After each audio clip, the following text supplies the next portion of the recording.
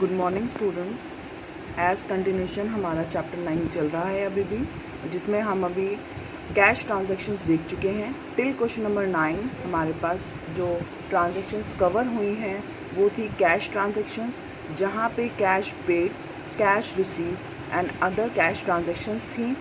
But अब हम जो स्टार्ट करेंगे वो हमारी बैंक ट्रांजैक्शंस होंगी। आज की डेट में बैंक के थ्रू ट्रांजैक्शंस ना होना मीन्स वो फर्म, वो बिज़नेस आउटडेटेड है। ऐसा कोई बिज़नेस नहीं है जहाँ पे बैंक के थ्रू ट्रांजैक्शंस ना होती हों। तो अभी तक आपको कैश टर्म्स यूज़ किया गया था, वहाँ पे कैश ट्रांजैक्शंस थी। उसी तरीके से जहाँ पे कैश की ट्रांजैक्शंस है वहाँ पे अब बैंक टर्म यूज़ होगी। बैंक हमारा पर्सनल नेचर का अकाउंट है जो आर्टिफिशियल इंस्टीट्यूट्स को रिप्रेजेंट करता है, जिसमें हमें कौन सा रूल लगाना है, debit the receiver and credit the giver. Means जब भी बैंक के थ्रू हमें रिसीव होगा वो रिसीवर होगा तो बैंक डेबिट हो जाएगा, और हम कोई भी पेमेंट करेंगे तो उस केस में गिवर होगा। मीन्स बैंक का अकाउंट कम हो रहा है बैलेंस, तो वो गिवर है पेमेंट करने से, तो उस केस में वो क्रेडिट होगा। तो ऐसी ट्रांजैक्शंस में हमारे पास क्वेश्चन नंबर 10 ऑनवर्ड्स ये इस तरीके के क्वेश्चंस आएंगे। तो मैं आपको आज उसी से रिलेटेड क्वेश्चंस कराने वाली हूँ, बैंक ट्रांजैक्शंस से रिलेटेड। तो देखिए क्वेश्चन नंबर 10 में आपके पास देखिए सारी बैंक ट्रांजैक्शंस हैं। Deposit into bank for opening a current account. Current account वो अकाउंट होता है जिसमें जो हमारा बिज़नेस होता है ना, तो उस बिज़नेस में बिजनेसमैन जो अकाउंट ओपन करता है बैंक के अंदर में, उसे बोलते हैं करंट अकाउंट। ऐसा क्यों? क्योंकि करंट अकाउंट वो अकाउंट है जिसके अंदर आप कभी भी दिन में अगर आपकी बिज़नेस की अगर 40 ट्रांजैक्शंस भी हैं तो आप जाके डे टू डे बेसिस पर मींस डे की अगर 40 ट्रांजैक्शंस भी हैं तो बैंक आपको वो इजीली मूवमेंट उसका करके देगा। मींस आपको किसी को पेमेंट करना था, किसी से अमाउंट रिसीव हो रहा है, तो चाहे वो 40 हो चाहे 400 हो, ऐसी ट्रांजैक्शंस कहाँ अलाउड होती हैं? करंट अकाउंट के अंदर। और नॉर्मली हर बिजनेसमैन का कौन सा अकाउंट ओपन होता है? Current account. एक नॉर्मल पब्लिक पर्सन का या एक नॉर्मल पर्सन का जो अकाउंट होता है वो होता है सेविंग अकाउंट। आपके फादर का, आपकी मदर का या आपका कोई भी अकाउंट बैंक में ओपन है तो उसका नाम होगा सेविंग अकाउंट। बट अगर कोई बिजनेसमैन है, अगर आपके फादर ही बिज़नेस करते हैं तो आप उनसे पूछेगा कि उनका अकाउंट कौन से नाम से है बैंक के अंदर, वो बताएंगे कि हमारा करंट अकाउंट है, नॉट सेविंग। ठीक है, तो जहाँ पे वो लाखों करोड़ों की transactions day to day basis पे मैनी ट्रांजैक्शंस को अटेम्प्ट कर सकते हैं। ठीक है, तो अगर हमें अपना अकाउंट ओपन करना है, अकाउंट ओपन करने जाएंगे मीन्स आप अपने पॉकेट से कैश कहाँ डालेंगे? बैंक के अंदर। तो मीन्स वही है कि बैंक में पैसा है या आपकी पॉकेट में, बात तो एक ही होती है। ठीक है, तो अगर हमने paid into bank for opening a current account, कुछ मान लीजिए मेरी जेब में 10,000 रुपीज़ से 5,000 रुपीज़ मैंने अपने करंट अकाउंट ओपन कराने के लिए अकाउंट में डिपॉजिट करा दिए। Means 5,000 rupees cash in hand है मेरे हैंड में, मीन्स पॉकेट में, और 5,000 मेरे बैंक में। तो इस तरीके से 10,000 रुपीज़ पूरे हैं ना मेरे पास। तो वो एग्जाम्पल मैं आपको इसलिए दे रही थी कि हमें कोई कन्फ्यूजन ना रहे। करंट अकाउंट मैंने ओपन कराया बैंक के साथ और वहाँ मैंने 5,000 डिपॉजिट कराए, तो मेरी जेब से पैसे गए और बैंक रिसीवर है तो bank account debit to cash, क्योंकि मेरी जेब से कैश गया एक बार तो 5,000 कम हो गए ना, तो उस केस में कैश गया और बैंक में ऐड हो गया, बैंक ने रिसीव कर लिया तो बैंक डेबिट हो जाएगा। तो हमारे पास क्वेश्चन में 10,000 रुपीज़ क्या हैं?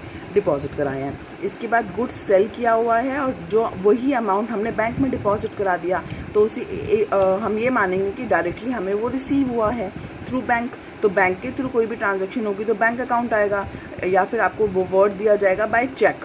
तो इस तरीके की अगर कोई भी वर्डिंग आती है बैंक या चेक, तो आपको वहाँ क्या यूज़ करना है? बैंक नेम यूज़ करना है। तो यहाँ पे आपने जो ट्रांजैक्शन है वो चेक के थ्रू मान लीजिए या बैंक में रिसीव हो गया अमाउंट, तो इसमें एंट्री क्या होगी आपकी? Bank to sale. It's not cash to sale, क्योंकि हमें कैश रिसीव नहीं हुआ, यहाँ पे चेक रिसीव हुआ या फिर बैंक में सीधा अमाउंट आ गया। तो हमारे कैश में तो हैंड नहीं, मीन्स हैंड में तो कोई कैश नहीं आया ना, इसलिए हम उसको क्या मानेंगे? Bank to sale. यहाँ पे अमाउंट विदड्रॉन किया, पहले वाले केस में अमाउंट डिपॉजिट किया, यहाँ विदड्रॉन किया, मीन्स बैंक से निकाला है पैसा यूज़ के लिए। जब यूज़ नहीं था तो बैंक में जमा करा देते हैं, और जब यूज़ होता है तो वहाँ से निकाल लेते हैं। तो amount withdrawn from the bank is 20,000 rupees. Goods sold for cash, याद है कि कैश आ गया तो कैश टू सेल्स, इसकी अभी ट्रांजेक्शन की बात करेंगे। सेम इसकी अपोजिट एंट्री है ये अमाउंट डिपॉजिट इनटू बैंक। मैंने बोला ना जब हमारे पास पैसा होता है तो डिपॉजिट चाहिए होता है तो विड्रॉन कर लेते हैं, क्योंकि बैंक अकाउंट है, हमारा अकाउंट है, कभी भी कुछ भी कर सकते हैं। Goods purchase and payment made by cheque, यहाँ पे गुड्स परचेज किया और पेमेंट चेक के थ्रू की है। परचेज टू कैश ट्रांजैक्शन होती है, अगर कैश होती तो। अब यहाँ पे चेक के थ्रू मीन्स बैंक के थ्रू पेमेंट है, तो आपको क्या करना है, यहाँ पे purchase account debit to bank, यहाँ पे बैंक अकाउंट हमारा अफेक्ट होगा ड्यू टू द चेक, और बैंक के नेम से मैंने आपको बताया ना कि हमारा बैंक अकाउंट आएगा। ठीक है, तो हम इस क्वेश्चन की ट्रांजेक्शन देखते हैं किस तरीके से करनी है।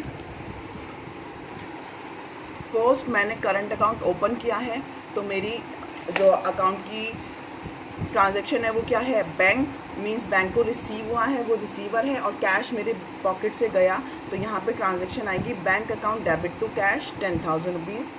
सेकेंड थर्ड केस है मेरे पास जिसमें बैंक अकाउंट क्या हो रहा है, यहाँ पे अमाउंट सीधा सेल्स का रिसीव हो गया बैंक में, तो बैंक रिसीवर है यहाँ भी और सेल्स अटेम्प्ट हुआ है, तो bank account debit to sales is a 50,000 rupees. Clear है। इसके बाद जब हम विड्रॉन करेंगे, यहाँ हमने फर्स्ट केस में पैसा डिपॉजिट कराया था बैंक में, अब ओपन करने के लिए तो बैंक रिसीवर था, अब हम बैंक से विड्रॉ करेंगे तो बैंक हमारे लिए गिवर है, वो हमें पैसे दे रहा है, और बिज़नेस के अंदर हमें कैश रिसीव होगा, तो दो अकाउंट अफेक्ट हो गए। कैश बिजनेस में आएगा तो डेबिट और बैंक गिवर है तो क्रेडिट। ठीक है, तो इस तरीके से 20,000 रुपये का विड्रॉन हो गया।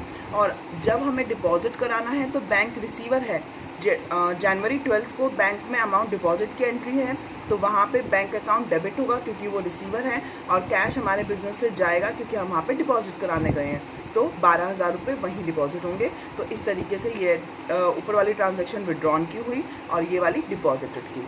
इसके बाद देखिए जनवरी 10 को हमारे पास कैश सेल है, तो ये कैश सेल की एंट्री आ गई।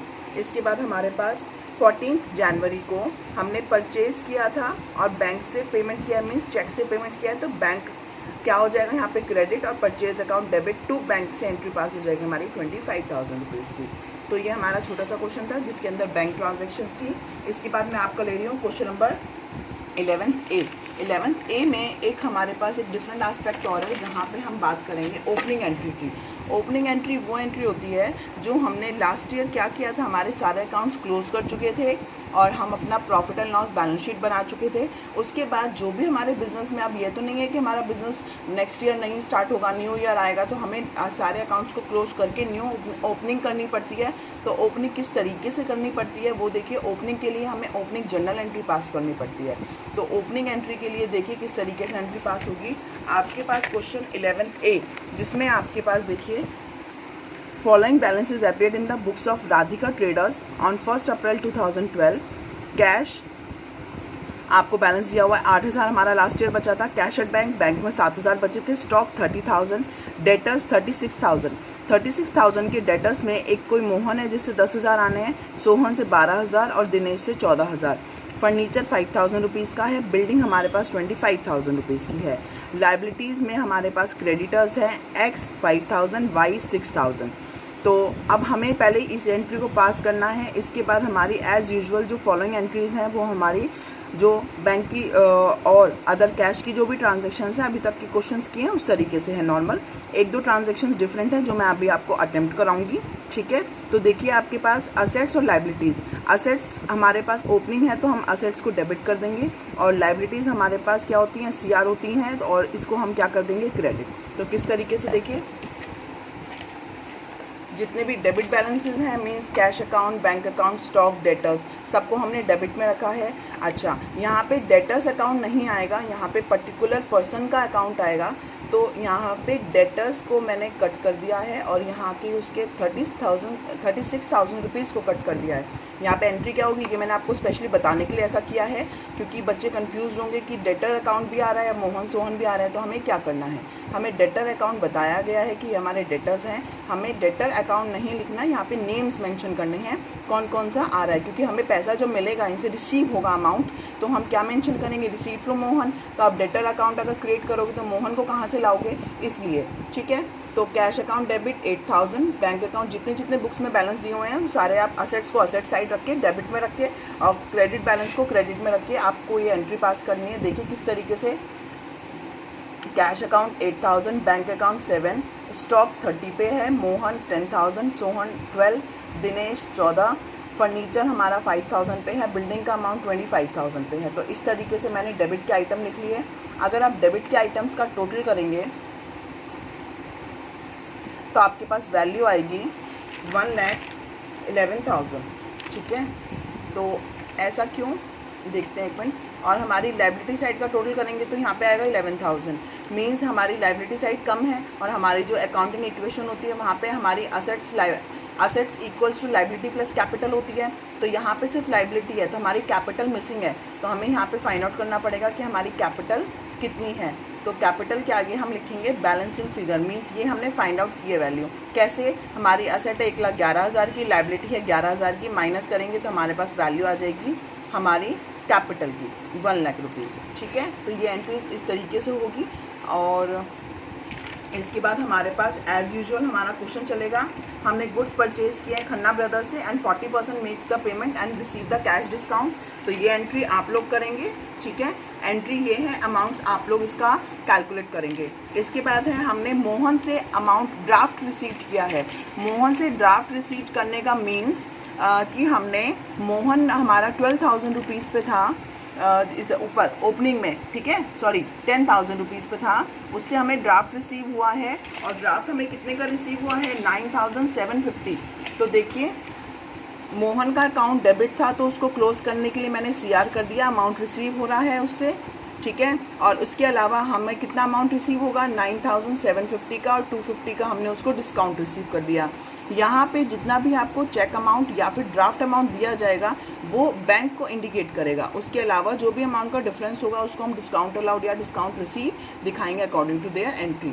ठीक है, तो यहाँ पे आपको बैंक अकाउंट 9,750 पे और डिस्काउंट अलाउड 250 पे दिखाना है और मोहन 10,000 रुपीज़ पे।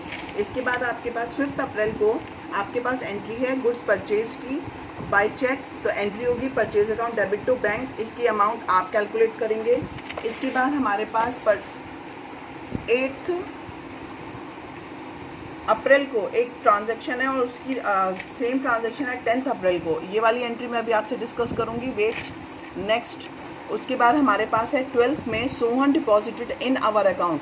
सोहन हमारा डेटर था जिसने 12,000 रुपये अमाउंट ले रखा है। आप चेक कर सकते हैं आपकी ओपनिंग एंट्री में सोहन आपने 12,000 पे दिखाया है, तो 12 में से 4 रिसीव की एंट्री बता रहे हैं और कुछ नहीं बताया। तो means bank account debit to Sohan हम कर देंगे 4,000 रुपये। उसने डायरेक्टली डिपॉजिट कराया बैंक में, तो बैंक इज़ द रिसीवर, तो डेबिट हो गया एंड सोहन से आया है।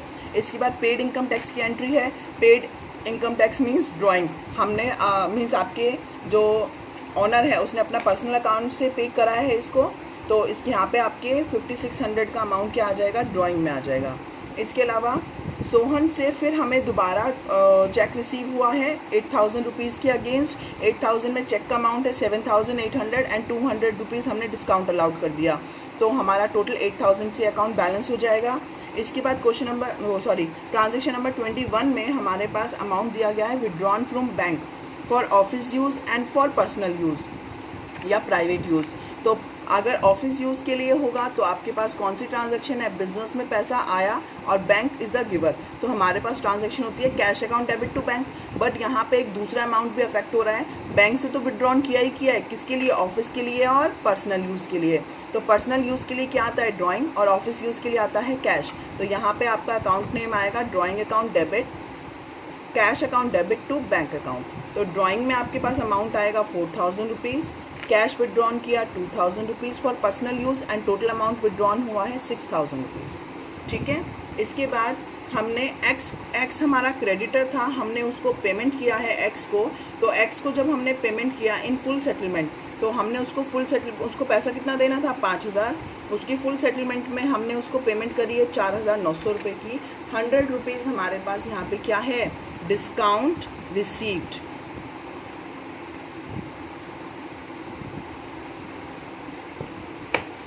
ठीक है, ये डिस्काउंट रिसीव्ड की एंट्री है। इसके अलावा इसमें अप्रैल 27 एंड अप्रैल 28 को 2 एंट्रीज़ हैं। वो एंट्रीज़ मैं आपको आज नहीं बता रही हूँ, उनके कंसेप्ट्स हैं सेपरेट, उसको मैं आपको कल की वीडियो में बताऊँगी। तो 27 और 28 को अभी हम फ़िलहाल पेंडिंग रखेंगे। ठीक है, इसके बाद इसमें 30th में हमें क्या बताया हुआ है, ये थोड़ा सा आज आपने बैंक की ट्रांजैक्शन सीखी हैं तो थोड़ा सा कन्फ्यूजन आ जाएगा, तो इसलिए फ़िलहाल मैं नहीं बता रही हूँ। तो इसको हम नेक्स्ट डे करेंगे, और बाकी ट्रांजैक्शंस क्योंकि एक साथ बैंक की डिफरेंट टाइप्स ऑफ एक्टिविटीज़ करेंगे तो आपको थोड़ा सा डाउट आ सकता है, तो इसको मैं पेंडिंग रख रही हूँ, ठीक है। उसके अलावा 30th को हम देखेंगे कि 30 अप्रैल को हमें इनकम रिसीव हुई थ्रू बैंक, तो bank debit and to interest received. इसी तरीके से हमने क्या कहते हैं अपने एक्सपेंसेस की पेमेंट की है, तो expenses account debit to bank, तो rent account debit, travelling expenses account debit to bank, ठीक है। तो यहाँ पे आपका इंटरेस्ट का अमाउंट आएगा 350 and rent amount is 1500 and 500 travelling expenses, तो टोटल हमने पेमेंट किया 2000 रुपीज़ का। तो इस तरीके से आपका ये क्वेश्चन ऑलमोस्ट कंप्लीट होता है, ठीक है। मेरे हैंड पे ये 2 एंट्रीज पेंडिंग हैं, तो आज आपका होमवर्क जो रहेगा वो रहेगा क्वेश्चन नंबर 11 का बी, क्वेश्चन नंबर 11 बी, ठीक है। ये आज आप ट्राई करेंगे, इसके आगे फिर हम मंडे ऑनवर्ड स्टार्ट करेंगे। थैंक